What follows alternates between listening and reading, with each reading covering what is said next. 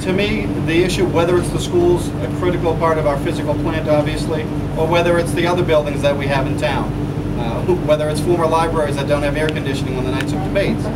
What we're talking about is how we maintain our infrastructure. And one of the things that this town used to do very, very well was had a commitment to a capital program. We had the discipline, we had the ability, and we had the folks that were tied into that concept. We need to go back and recreate that discipline to infrastructure. We need to create a capital improvement project, a capital improvement program that's tied into our borrowing. You use your home equity to fix your roof. We need our home equity as a town to fix our schools and our other buildings. It can be done, and it can be done by borrowing and borrowing sensibly. We have brick and mortar schools. 99% of them are brick and mortar. Buildings in town, 100, 150 years old. They're repairing them, and they're turning them into million-dollar condominiums. We don't need to tear our schools down. We need to spend money on the schools, absolutely. We need to fix them up, update them, bring them up to today's standards. One of the ways I'll do this is through a savings account plan. I'm not going to borrow money. If I become mayor, I'm going to require 1% of our total receipts, taxes and all, be put aside and mandated to a savings account that we cannot spend until we reach somewhere between $5 and $10 million.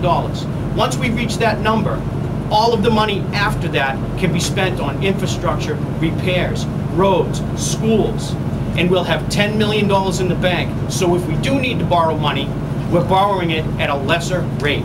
Again, we could work with each school, and things that are needed for the school, we'll just have to fix them. I don't believe in tearing them down and building a new school or whatever it may be.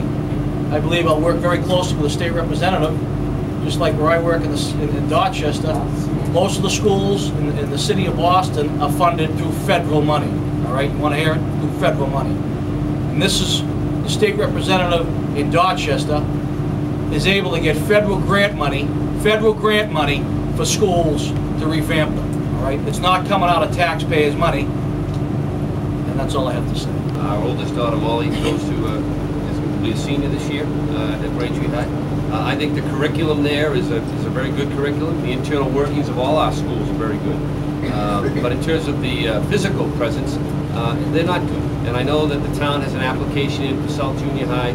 I know that Flaherty needs attention. I know that all of our schools need attention. And in order to do that, we're going to have to make an application to the School Building Authority, which is a division of the Treasury.